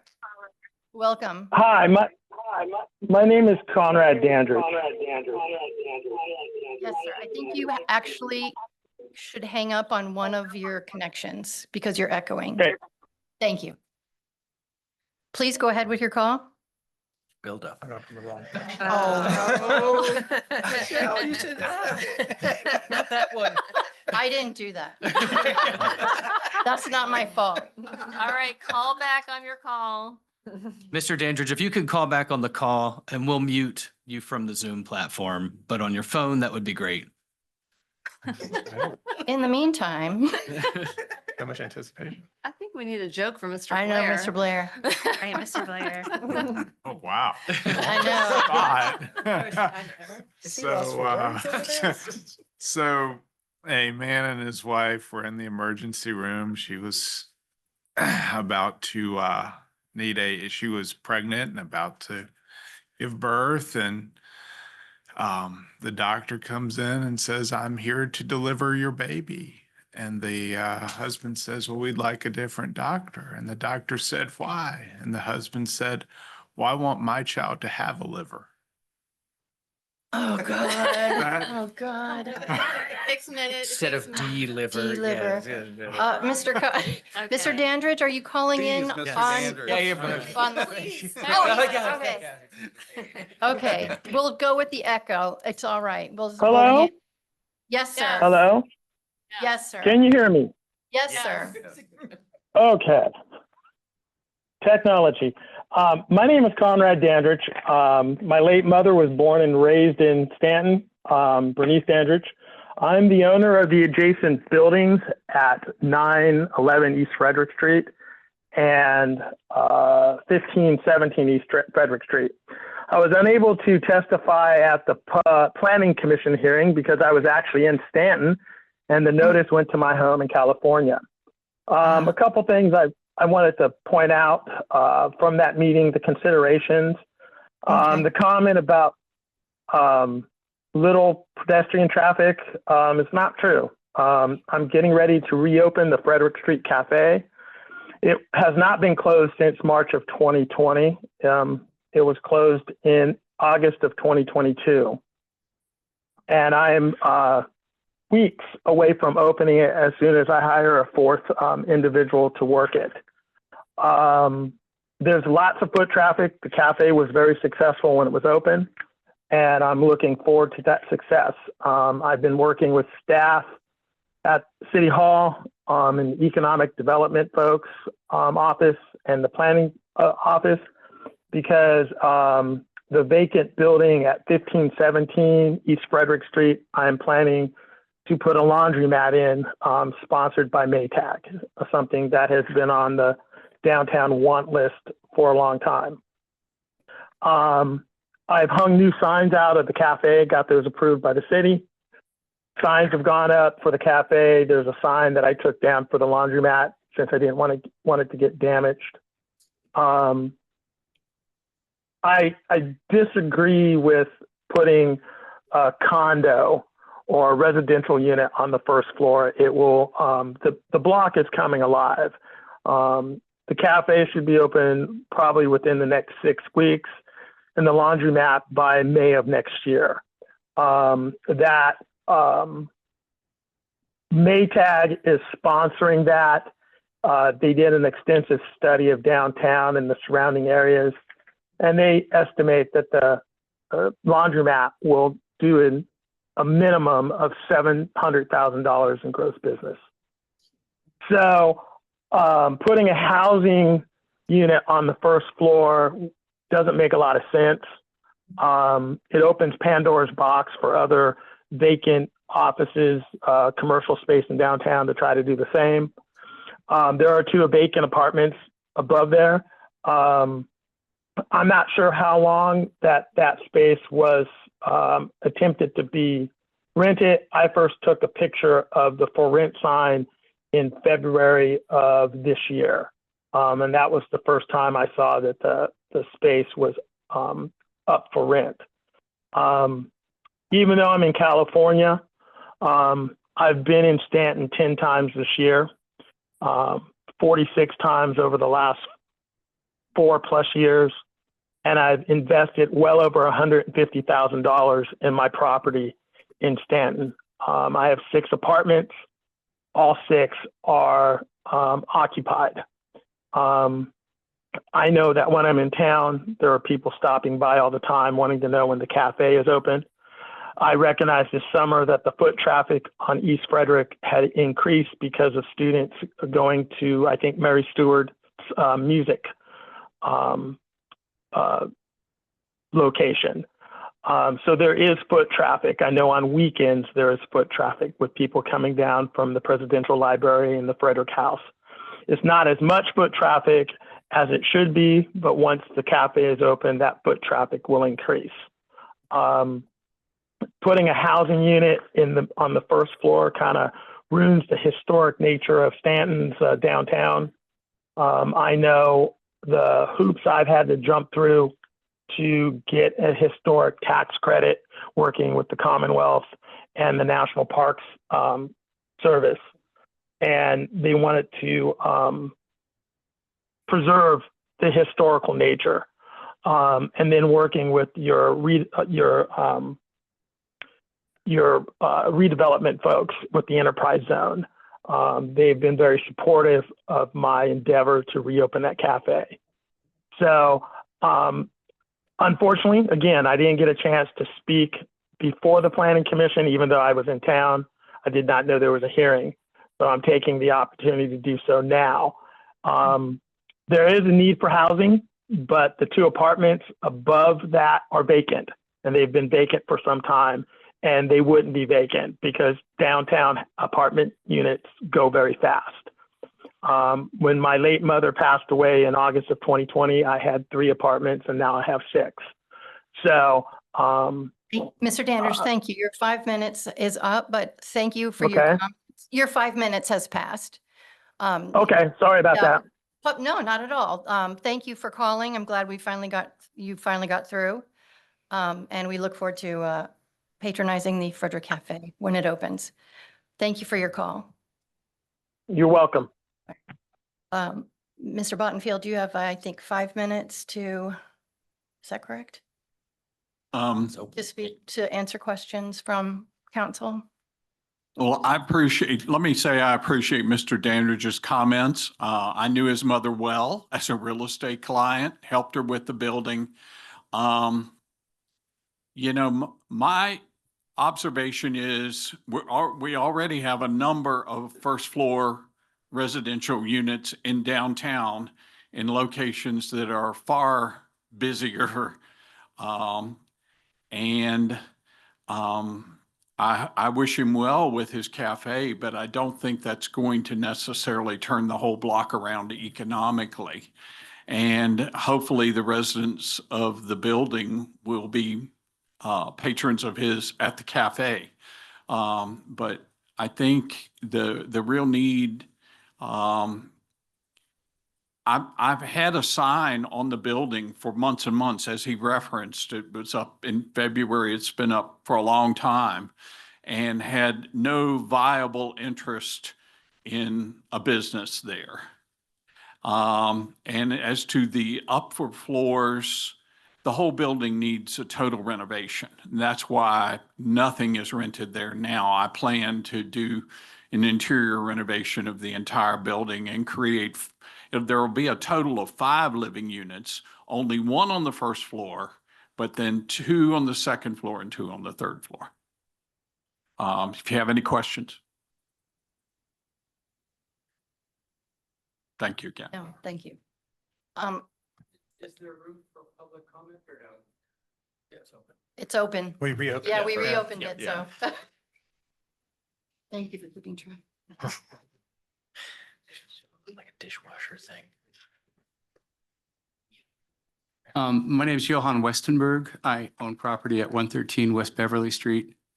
And I want to support Mr. Bottenfield's proposal strongly. I think that having come to Staunton in 2019, I think it was, flexibility in our downtown, especially residential flexibility, is a win-win for everyone. And first floor apartments, ground floor apartments are attractive for older people wanting to live downtown who do not want to climb stairs. So they are attractive for people who have more discretionary income. And while I really respect Mr. Dandridge's comments, I'm also a former member of the board of the radio station, so I know the building and the block really, really well. When you think about the YMCA across the street and you think about Frederick House, having more residential occupancy on that sort of ground level is a win-win for everybody. I don't really have much else to say than that, but I really think that Mr. Bottenfield's proposal is a great idea, and I want to just stand up and support it. Thank you. Thank you, sir. All righty. Do we have any other hands raised? Tonight? No hands raised at this time. Would anyone else like to speak? The public hearing is now closed, and I will entertain, We have a motion on the table. Mr. Campbell made the motion and Ms. Parks second. it was, the motion was made by Mr. Campbell. It was seconded by Counselor Woods. Any No. further For Parks. discussion? Parks. Counselor Parks, any further discussion? No. No further discussion. Mr. Blair, would you please call? Mr. Shepherd, Aye. Mr. Campbell, Aye. Ms. Woods, Aye. Mr. Overholzer, Aye. Ms. Park, Aye. Vice Mayor Arrowood, Aye. Mayor Edwards. Aye. Motion carries. Thank you, Mr. Blair. Good luck with your project, Mr. Buttonfield. We're moving on now to matters from the city manager. Mayor Edwards, I just have a few items tonight. Labor Day is Monday. That means that Shop and Dine Out will be extended one more day, and the bollards will be removed on 7:30 a.m. Tuesday morning. Just as a reminder, residential trash pickup for Monday will be collected on Wednesday the 3rd, and the downtown central business district will receive trash collection on Tuesday, and additionally on Wednesday, with normal pickup resuming on the rest of the days of the week. Yard waste collection will be pushed the second week of September, falling on Wednesday, September 10th. The recycling center will be closed on Monday, September 1st, to reopen on Tuesday. And the library will be closed on Sunday, August 30th, and Monday, and will return on schedule on Tuesday. And on September 7th, they will resume their seasonal Sunday hours from 1 to 5 p.m. And of course, city administrative offices will be closed on Monday and resume on Tuesday. Also, heavy trash collection begins on September 8th. Please, please, please put your items out by 7 a.m. on Monday, September 8th. They will do pickups through Friday, September 19th, and there will not be a separate bulky brush collection period. Once they pass through your neighborhood, they will not return. So please, please, please, I'm going to say it again, put your items out by September 8th. What can you put out? You can put out large appliances, furniture, mattresses, and other household items that don't fit in regular trash containers. Hazardous waste, such as pesticides, car batteries, electronics, stumps, rocks, concrete, old vehicles, and building materials and tires, can be dropped off on Saturday, September 20th from 8:30 to 12 at the Waynesboro Facility Shop. So please hold those items for that hazardous waste day. This is the first time we've done a twice-a-year heavy trash pickup. So that's something we started offering this year, and the service is available to residential trash customers only. That's all I have this evening. Thank you. I forgot to announce, and I hope everybody remembers, it's Art in the Park this weekend, isn't it? I wanted to make sure that everybody knew about Art in the Park. It's just a fantastic 2-day event, Saturday and Sunday at Gypsy Hill Park. A lot of great artists and artisans there, and things going on, a lot of good food. So wanted to add that. And it looks like we're going to have fantastic weather. Which brings us to our last item, matters from the public. This is a time that council sets aside to hear from citizens and others about a wide variety of subjects. A copy of the Staunton City Council's Matters from the Public rules are available in paper form at the clerk's desk and online at on the City of Staunton's webpage. You are asked to familiarize yourself with those rules before commenting. Please come to the podium or begin your call. Identify yourself and complete your remarks within 5 minutes. As a reminder, this is a time for the council to listen. If you would like an answer to a question or a follow-up to your comment, please speak with the city manager, Leslie Beauregard, after the meeting. Thank you. Good evening. Good evening, Ms. Birch. Constance Birch, 319 Mary Gray Lane. I read in the newspaper that there's a consideration of allowing people to have bees, B-E-E-S, in the city of Staunton. I think this is a very bad idea. Some people are allergic to bees. I know they're important for pollination, but I think that should be where there are larger pieces of property, and there may be some in the city, but most of the residential lots are 50-foot, or I don't know if people would try to have bees in a condo or on a deck. One time I was going door to door with a young man. I go door to door for a lot of things. And he found that a bee had come up his pant leg. And I never saw a college age or maybe 25-ish person so almost hysterical. He told me that he was allergic. And I knew from working in the school system that people with certain allergies know that they can die very quickly.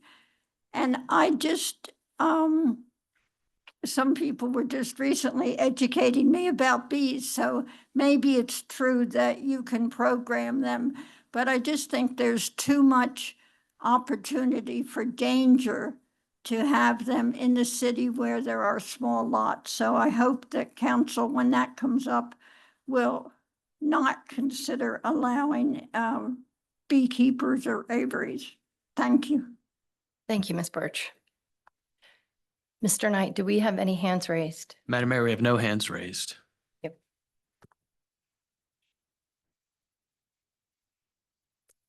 Good- That's a tough act to follow. Yeah, right. Good evening. Welcome. My name is Randy Laird. Mhm.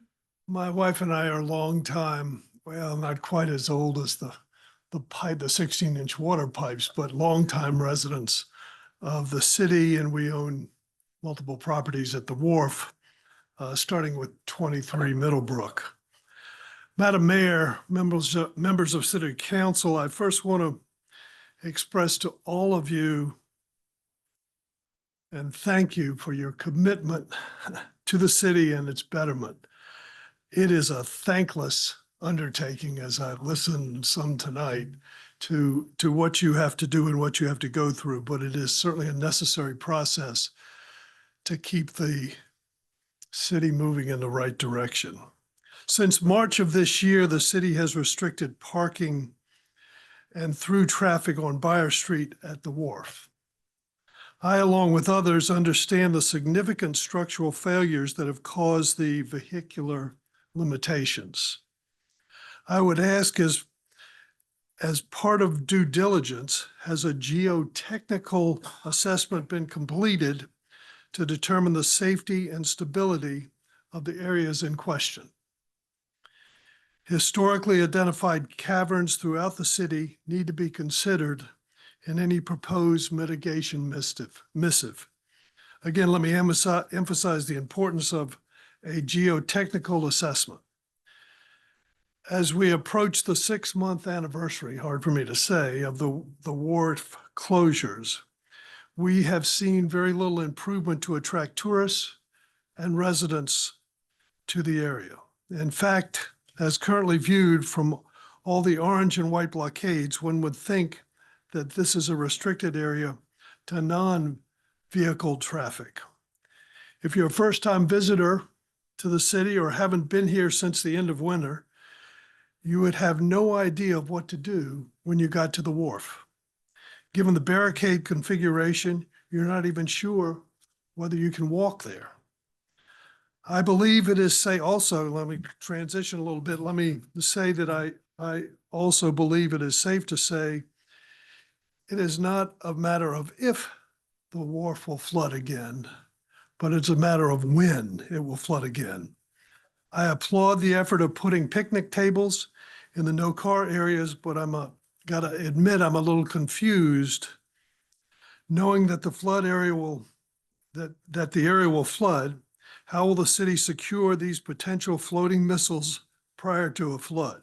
If they are not secured, they just act as more debris capable of destroying windows and doors in buildings and clogging Lewis Street.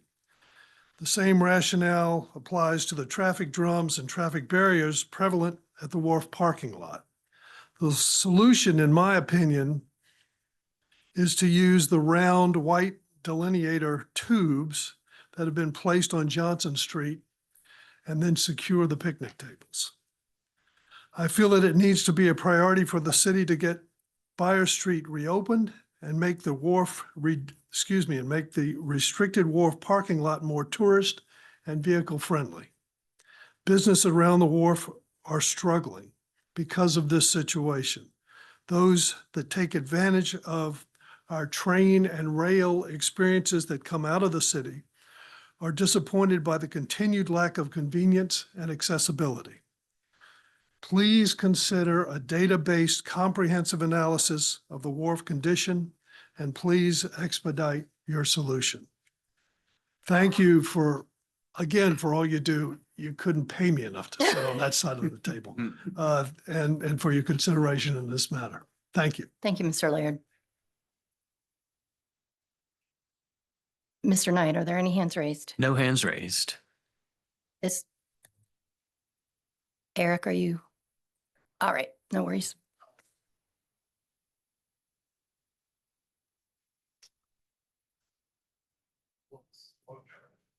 You're fine.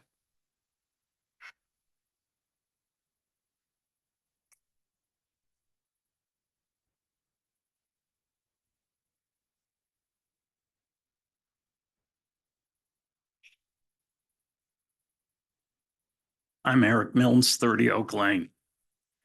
I have two concerning, well, I would like the city council to look into two things. This is in regard to what happened with the county commission and their canceling of a Pride event at their library. Okay, I want to know from the city council, do you know what's going on in Staunton? Okay, at the public facilities. It came across to me at the county commission that they were oblivious as to what was going on. And then when they found out, it seemed like they got their underwear in a knot and they brought the hammer down. So I would like the city council to look into, do you know what's going on in your public facilities, right? And the second question is, if heavily armed men that are masked enter this city, and the only thing that they have is the word ICE on their bulletproof vests, can we look into whether or not our police can require them to identify themselves?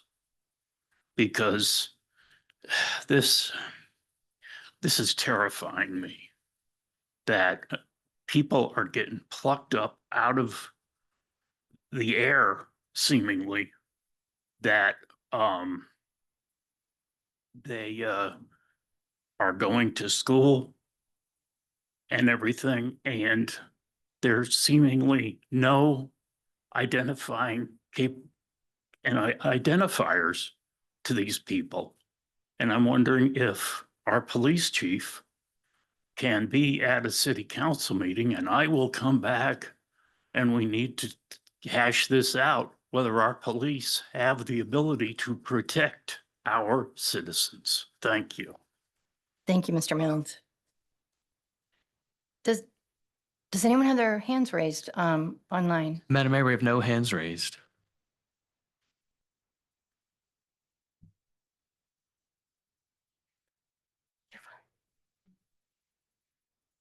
Good evening. Hello. My name is Deborah Kushner. I'm a Staunton City resident. I also appreciate each of you for making the hard choice to serve as an elected official. Our small city is amazing, awash with music festivals, shop and dine weekends, and coming up the Queen City Magic and Mischief weekend. But beyond that normalcy, bizarre times are not just coming, they're here. You couldn't have predicted the strange times you'd be serving in. The coming cuts to Medicaid, Medicare, SNAP, and more will be felt here.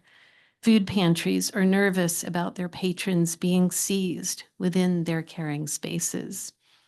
There are no more sanctuaries in schools, hospitals, or places of worship. Community members are meeting to talk about mutual aid and neighborhood watches to protect each other. People are preparing for ever harder times. The biggest rallies Staunton has ever seen occurred in the last 6 months. Weekly rallies are now on New Street. Banners of dissent are flying on overpasses. The signs of change are right here and right now. A month ago, I expressed doubts about the need for the automatic license plate readers that are now collecting data on every car passing by the 6 cameras. And I cited the documented misuse of these systems nationwide. Some of my questions in my August 12th email have yet to be answered, such as, is the data retention period for these photographs 21 days, as stated in the police department's Flock portal page, or is it 30 days, as has been often cited? And how was it that Richmond, Virginia's license plate reader system was temporarily accessed by ICE? Is that mode of access different here in Staunton? Did Staunton request the pilot program that we're in now, or was it marketed to us by Flock? It was suggested by you all that I meet with Chief Williams for these answers. But as I stated, I far prefer for everyone in the email chain to see and participate in that discussion for the sake of transparency. And I do look forward to that follow-up. I bring up privacy and security concerns because these issues affect the wider Staunton community. Harrisonburg has had more than 200 members of its community kidnapped in recent months. This afternoon, there was a report of a mother being taken from her car and her 5-year-old child left behind. Charlottesville has been similarly targeted. DC is now under siege. The decisions you make have huge repercussions for individuals in the community. There's less normal with each passing day. Veneers are being stripped away. Neither Staunton nor any small city is immune from the political fallout of the daily major shifts happening in DC and elsewhere. Virginia is now one of 19 states that expects the National Guard to be deployed in. How will we prepare? Will we stand idly by while this unfolds? How will we support and protect the most vulnerable among us? I personally don't want to be filled with regret that I could have done more. So I urge you to scrutinize the full repercussions of your choices, which will set into motion untold events. Truly, individuals and whole families' lives and futures are at stake. So I urge you to ask hard questions and get used to being out of your comfort zones, each of us. Where do you stand and what are you willing to sacrifice? I foresee a very hard future that's coming quickly. And my words are for everyone, but especially to you counselors who are a critical line of defense. With no more normal, trust will be harder to find and keep. How are you and we preparing? So if any of you don't fall somewhere between extremely concerned to terrified for a future, in my humble opinion, we're not paying attention. Thank you very much. Thank you, Ms. Kushner. Mr. Knight, do we have a hand raised? We have no hands raised. Would anyone else like to speak? The meeting of the Staunton City Council is now adjourned.